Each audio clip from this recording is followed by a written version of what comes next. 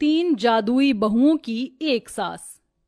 मैंने भगवान से हमेशा यही मांगा था कि मुझे वो एक बेटी दे, लेकिन आज उसने बहू के रूप में मुझे एक नहीं बल्कि 3 बेटियां दे दी। तुम तीनों इस घर की बहू नहीं बल्कि बेटी हो। हम तुम्हारे मायके वालों की तरह अमीर तो नहीं है, तुम्हें यहाँ सारे ऐशो आराम शायद ना मिले, लेकिन तुम्हें यहाँ कभी प्यार की कमी नहीं होगी। माँ जी, आपने हमें इतनी बड़ी बात बोल दी, यही हमारे लिए काफी है। हमें बस आपका प्यार और आशीर्वाद चाहिए, इसके अलावा हमें कुछ नहीं चाहिए। इतना कहकर मिष्टी, सौंदर्य और पंक्ति तीनों बहुएं खड़ी शादी के जोड़े में अपनी सास कलावती के पैर छूकर उनसे आशीर्वाद लेती हैं। कलावती के तीनों बेटे अर्जुन, कार्तिक और लक्ष्मण की इन तीनों से आज शादी हुई होती है। सौंदर्य, पंक्ति और मिष्टी तीनों एक बहुत बड़े और अमीर परिवार की बेटियां होती हैं, लेकिन अर्जुन, कार्तिक और लक्ष्मण तीनों ही गरीब होते हैं। दरअसल ये लोग एक ही साथ एक ही कॉलेज में पढ़ते थे, जहां इन तीनों भाइयों को इन तीनों बहनों से प्यार हो गया था। आज हमारी पहली रसोई है, चलो अपनी पहली रसोई की तैयारी करते हैं। सौंदर्य, मिष्टी और पंक्ति जैसे ही चूल्हे के पास जाकर खाने के डब्बे देखती हैं तो सारा का सारा राशन खत्म हुआ होता है और सारे डब्बे खाली होते हैं, जिसे देखकर ये क्या, घर में तो राशन ही नहीं है और बिना राशन के हम लोग अपनी पहली रसोई का खाना कैसे बनाएंगे? अरे तो इसमें घबराने वाली कौन सी बात है, तुम भूल गई कि हमारे पास क्या है।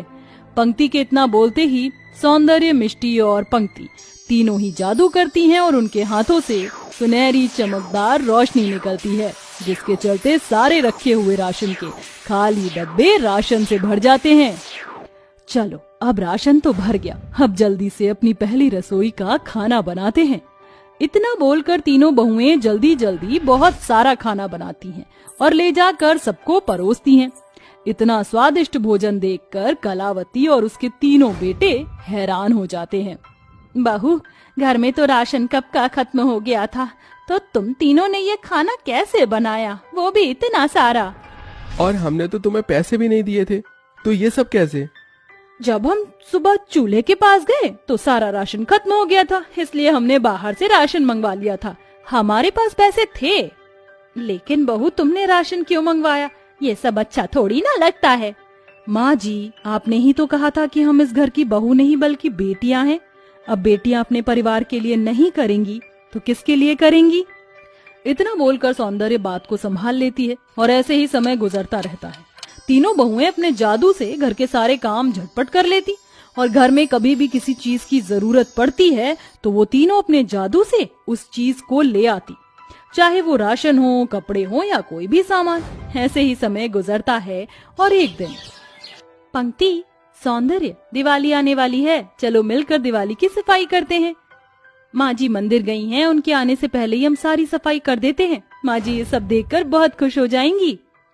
हमें सफाई करने की क्या जरूरत है, हमारा जादू है ना, हम अपने जादू से उसके बाद दिवाली का सामान भी ले आएंगे। इस बार माँ जी और हमारे पति खुशियों भरी दिवाली मनाएंगे। इतना बोलकर तीनों बहुएं अपने जादू से घर की सफाई करने लगती हैं, लेकिन तभी अचानक उनकी सास कलावती आ जाती है। कलावती जैसे ही अपने घर के दरवाजे आती है तो देखती है कि झाड़ू अपने आप सफाई कर रही है और पोछा अपने आप पोछा लगा रहा है और उसकी तीनों बहुएं जादू करके घर में दिवाली का सारा सामान ला रही हैं। ये सब देखकर कलावती बहुत डर जाती है और चिल्लाते हुए कहती है, ये भगवान, कौन हो तुम तीनों? तुम तीनों कोई जादूगरनी हो ना, या कोई चुड़ैल डायन? कौन हो तुम तीनों? आप गलत समझ रही हैं माँ जी, हम कोई चुड़ैल डायन या जादूगरनी नहीं है, हम तो इंसान हैं। तुम तीनों कोई इंसान नहीं हो सकती, इंसान जादू कैसे कर सकता है? सच सच बताओ, कौन हो तुम तीनों, या मैं तांत्रिक बाबा को बुलाऊं? आपको ये सब करने की कोई जरूरत नहीं है, हम तीनों आपको सारी सच्चाई बताते हैं। मिष्टी, पंक्ति, अब माँ जी को सारी सच्चाई बताने का समय आ गया है। इतना बोलकर सौंदर्य, मिष्टी और पंक्ति अपने साथ कलावती को इन सभी के पीछे की कहानी बताने लगती हैं। प्लीज जल्दी से गाड़ी चलाइए, मुझसे बर्दाश्त नहीं हो रहा है। बस थोड़ी देर और अंजना, हम सब अस्पताल पहुंचने ही वाले हैं, बस थोड़ी देर और। अंजना गर्भवती होती है और उसे लेबर पेन शुरू हो जाता है, जिसके चलते गिरधर अंजना को जल्दी से अस्पताल लेकर जा रहा होता है। लेकिन जल्दबाजी में गाड़ी चलाने की वजह से गिरधर एक बूढ़ी अम्मा को गाड़ी से ठोकर मार देता है। हे भगवान, ये क्या हो गया? अब मैं क्या करूं? जल्दी से उनकी मदद करिए।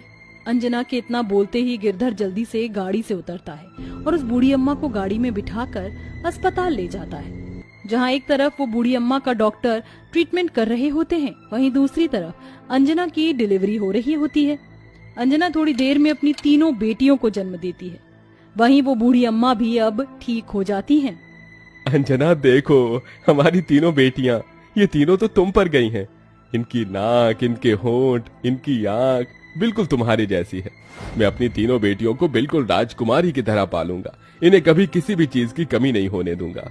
भगवान ने हमें एक नहीं, दो नहीं, बल्कि तीन तीन लक्ष्मी दी हैं। आज भगवान ने मेरी झोली खुशियों से भर दी है। सुनिए जी, उन बूढ़ी अम्मा का क्या हुआ जिनका हमारी गाड़ी के साथ एक्सीडेंट हो गया था? क्या अब वो ठीक हैं? ये तो मैं डॉक्टर से पूछना ही भूल गया। तुम आराम करो, मैं डॉक्टर से उनके बारे में पूछ कर आता हूँ। इतना बोलकर गिरधर जैसे ही जाने के लिए पीछे मुड़ता है तो देखता है कि वो बूढ़ी अम्मा गिरधर के पीछे ही खड़ी है। अरे अम्मा, आप तो बिल्कुल ठीक है। आपको तो काफी सारी चोट लगी थी। हाँ, मैं ठीक हूँ। अगर तुम मुझे हॉस्पिटल नहीं लेकर आते तो भी मैं ठीक ही रहती। मुझे कुछ नहीं होता। लेकिन कैसे अम्मा? अंजना के इतना बोलते ही वो बूढ़ी अम्मा एक सुंदर परी के रूप में बदल जाती है, जिसे देखकर अंजना और गिरधर दोनों ही हैरान हो जाते हैं। मैं कोई इंसान नहीं बल्कि परी लोक की एक परी हूँ। मेरा नाम जैस्मिन है। मैं धरती लोक पर घूमने के लिए आई थी, इसलिए मैंने एक बूढ़ी औरत का इंसानी रूप लिया था। तुम्हारी पत्नी गर्भवती थी, लेकिन तुमने मुझ घायल की भी मदद की और मुझे अस्पताल लेकर आए। तुम चाहते तो मुझे वहीं पर छोड़ सकते थे, लेकिन तुमने ऐसा नहीं किया। तुम्हारी इस दरियादिली से ये साबित होता है कि आज भी लोगों के अंदर इंसानियत है। इसलिए आज मैं तुम्हारी इन तीनों बेटियों को एक वरदान देना चाहती हूँ, और वो वरदान ये है कि इन तीनों के पास आज से जादुई शक्तियाँ होंगी और ये तीनों जादुई शक्ति से हर किसी की मदद कर सकती हैं। इतना बोलकर वो परी अपनी जादुई छड़ी से उन तीनों बच्चियों पर जादू करती है और वहां से चली जाती है, जिसके बाद अब वो तीनों बच्चों के पास जादुई शक्ति होती है। बड़े होने के साथ साथ उन तीनों को अपनी जादुई शक्तियों के बारे में पता चलता है, जिसकी मदद से वो हर किसी की मदद करती हैं।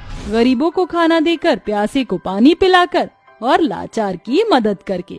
सौंदर्य, मिष्टी और पंक्ति ये सारी बात अपनी सास को बता देती हैं, जिसे सुनकर तुम तीनों तो सच में लक्ष्मी हो। मैंने तुम तीनों को गलत समझा, मुझे माफ कर देना।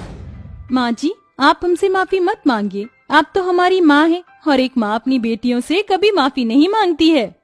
इतना कहकर तीनों बहुएं अपनी सास के गले लग जाती हैं, जिसके बाद तीनों बहुएं अब दोबारा से जादू करती हैं और देखते ही देखते उनका छोटा सा घर एक बड़े से महल जैसे घर के रूप में बदल जाता है और वो तीनों अब अपने जादू से अपने पतियों का नया बिजनेस भी खुलवा देती हैं, जिसके बाद अब तीनों बहुएं अपने परिवार के साथ खुशी खुशी रहती हैं और आज भी वो हर जरूरतमंद इंसान की मदद करती हैं। ममता अपने पति मोहन और 3 बेटियों के साथ गरीबी में एक छोटे से कमरे में रहती थी। जहाँ तीनों बेटियां कमरे के कोने में बैठी होती हैं, तभी ममता मोहन से कहती है,